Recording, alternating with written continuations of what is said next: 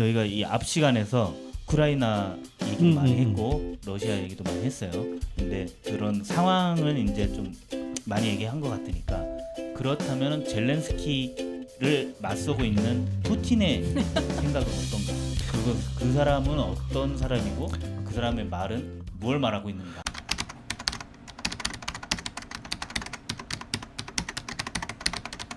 저는 푸틴도 이번 것 때문에 다시 한번 쭉 복귀를 하는데 네. 아직도 모르겠어요. 왜 전쟁을 했는지. 납득이 잘 안 돼. 제가 내린 개인적인 결론은 노망이구나. 아니면 뭐 장기 집권을 하기 위한 뭔가 명분을 만들기 위해서. 그렇죠. 근데 그럼 되게 성공적인 걸 했어야 되는데 욕심이 과했다. 그러니까 찾아봤더니 99년부터 시작을 했더라고요. 네. 그리고 되게 이 사람이 영악한 게 러시아도 연임 금지가 있잖아요. 그게 있어요. 그러니까 대통령하고 개헌을 해버렸죠. 개헌하기 전에 자기가 대통령하고 당시 부총리였던 사람을 대통령 안 치고 대통령 자기는 올리고 총리하고 매드푸드인가 뭐 그 네네. 사람 있었는데 결국 꼭두가시 만들어 놓고 하고 네. 그다음에 연임 끝나니 그거 친권 끝나니까 다시 정치가 뒤집고 그다음에 그렇죠. 바로 개헌해서 연임제 없애고 음. 시진핑이 하는 거랑 똑같은데 둘이 되게 맞아요. 짬짬이 잘 맞는 것 같아요. 네. 그런 거 생각하면 북한은 참 편하긴 하다. 그런 거 할 필요는 없으니까. 근데 어쨌든 그렇게 해서 지금 한 23년째 장기 집권 중인데 좀 불안했을까요? 사람 심리상? 그동안 쌓아놓은 적폐들이 엄청나게 많거든요. 푸틴이 딴 거 빼고 다른 거 다 둘째치고 우리 국력은 높여준다.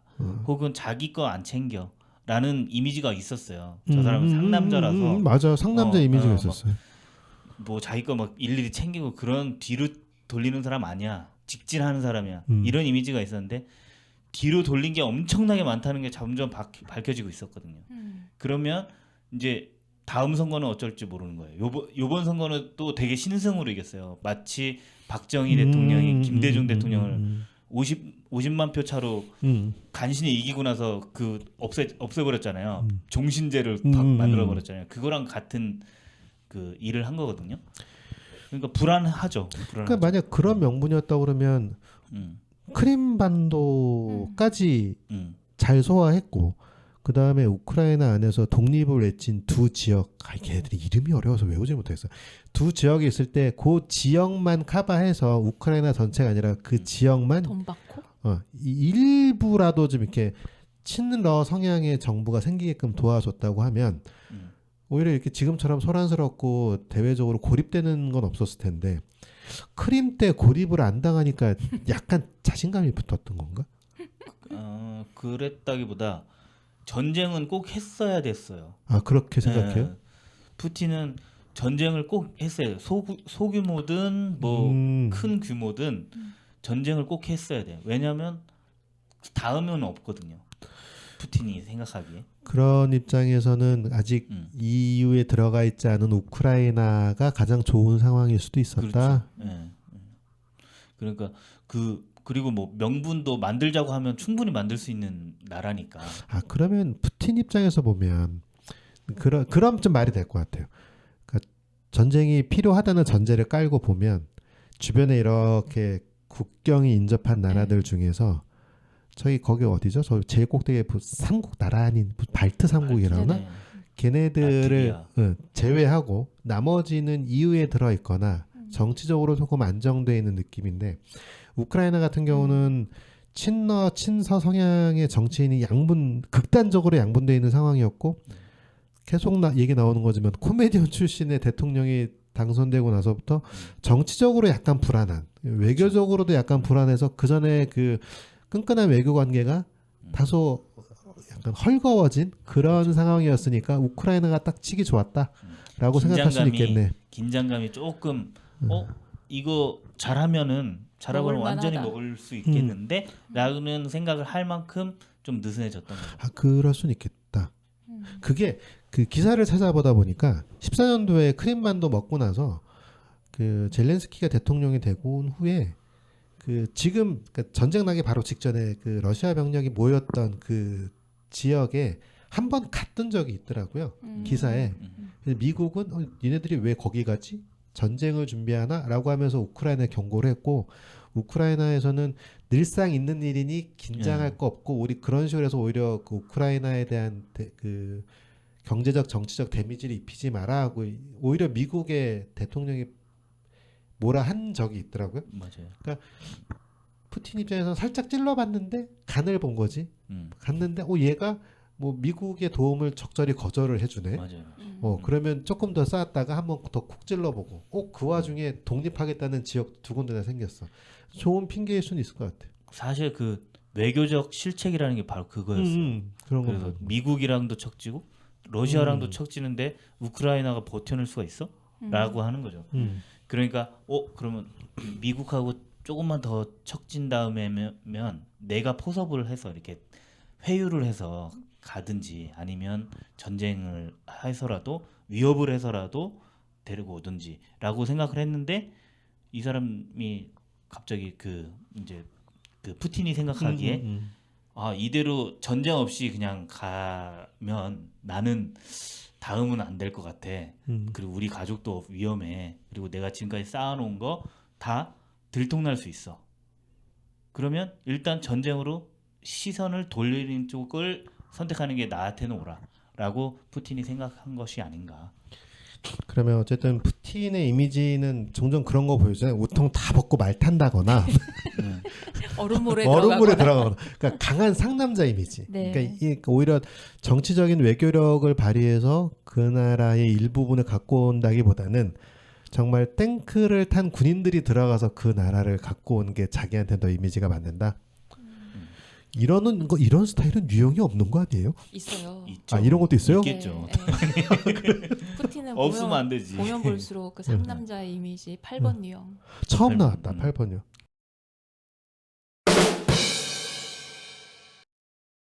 그 8번 유형이 그 이전에 우리나라의 전두환 대통령. 그래 비슷해요. 맞아요. 느낌 네, 비슷한 것 네, 같았어요. 네, 머리도. 그렇구나.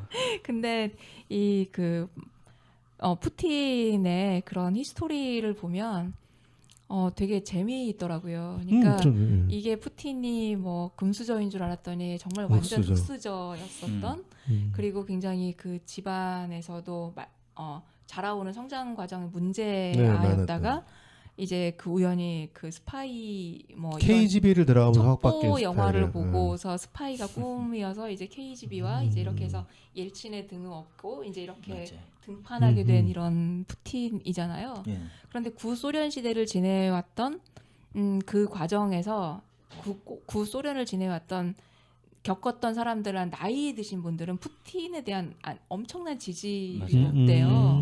그래서 이제 그 예를 이제 저도 이제 우리 딸아이한테 들었는데 즉시 해결한다는 거예요. 그죠.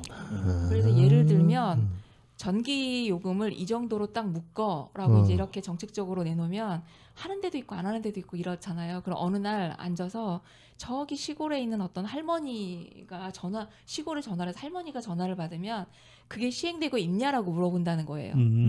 그러면 이제 시행이 잘 안 되고 있다 뭐 이런 얘기를 하면 담당자 불러와 해서 다 자르고 정리 딱 해서 딱 정책 완성이 되게 만들어 놓는다는 거예요. 좋은 사람이네.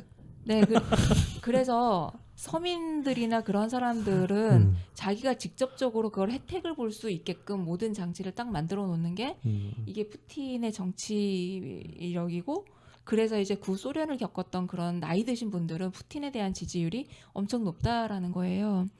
이게 우리나라 박정희 대통령 시대와 전두환 대통령 시대 그거랑 비슷한 거네요. 네. 그래서 푸틴이 하고 있는 그런 행동이나 이런 것들을 보면 전형적인 8번 유형의 상남자 그리고 직결 처단 이런 부분이 푸틴한테는 굉장히 특화되어 있고 그리고 그 푸틴 러시아를 우리나라 말로 뭐라고 얘기하는지 아세요?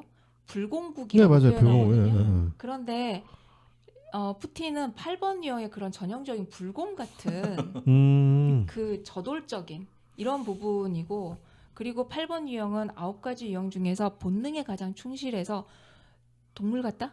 라는 느낌을 많이 주는데 이 푸틴이 그런 부분에서 굉장히 특화되어 있더라고요. 그래서 맞아요. 그 외교 정치력에서도 예를 들면 메르켈 총리하고 그 외교 그거를 하는 과정에서 커다란 개를 끌고 들어간 거 네, 아시죠? 네. 예. 그런데 메르켈 총리가 개에 개를, 대한 네. 굉장히 큰 트라우마가 음. 있는데 그런 회담 장소에 개를 끌고 들어갔다가 앉아 있는 그래서 메르켈을 굉장히 위축되고 쫄게 만드는 이것도 정말 동물적인 감각이 아니면 어느 누구도 시행할 수 없는 그런 행동력이더라고요. 저는 되게 그 모습 보면서 그때 메르켈이랑 악수하려고 그랬는데 메르켈이랑만 악수 안 하고 옆에 앉거든요. 아, 그 짤도 한참 돌았어요.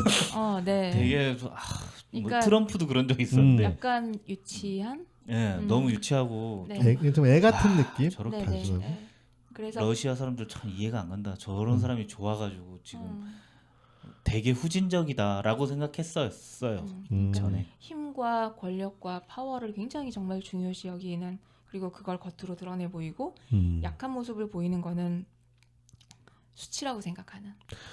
그런 성향이면 우리 전에 바로 얘기했던 젤렌스키를 암살하겠다고 암살팀을 보낸 것도 이해가 되네. 네. 앞뒤 안 가리고 내 오히려 손으로. 죽으면 되게 손해이거나 힘든 상황일 수도 있는데 암살단을 보내네라는 생각이 들었을 때 의외라고 생각을 했었는데 그 성격이면 말이 되네요. 그래서 이 8유형은 자기의 힘만 믿고 전략을 그렇게 짜지는 않기 때문에 그래서 그 옆에는 전략과 머리를 쓸 수 있는 6번 유형이 이제 대동을 해주면 굉장히 훌륭한 한 팀이 될 수 있는 게 그게 전두환 플러스 장세동이라는. 그래서 푸틴이 그 8유형임을 이제 볼 수 있는 그런 예들은 그 안에 그 사례들이 차고 넘치더라고요. 뭐 나한테 뭐 마음에 안 들어 죽여버려. 그러니까 없애버려. 그냥 방금 말씀하신 것만 들어도 이미지상 8번밖에 없어요. 이미지가 떠오르는 이미지가. 나는 딱 2명이라고 봤어요. 김정은 말 타고 설원이를 달리는 거랑 네. 푸틴 우통 벗고 말 타고 막 얼음 강물 위를 막 달리는 거랑 보고서 왜 저러는 걸까라고 생각을 했는데 저는 관상 보고는 이명박 스타일인데 라고 생각을 했어요. 관상 봐서 관상 보고 이명박 스타일 불도저인데 저거.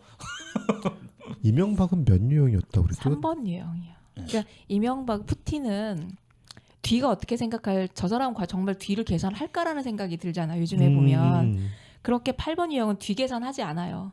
그런데 3번 유형은 그렇게 밀고 나가지만 뒤를 계산을 해요. 근데 언뜻 보면 그래서 어느 순간 꼬리를 싹 내려. 그런 미묘한 차이가 있구나. 네. 근데 이명박이나 푸틴이나 비슷하다라고 느끼는 게 애니어그램을 보는 툴은 굉장히 여러 가지인데 그 안에서 이제 행동 패턴으로 행동 유형으로 구별하는 이제 또 공부하는 영역이 또 있어요.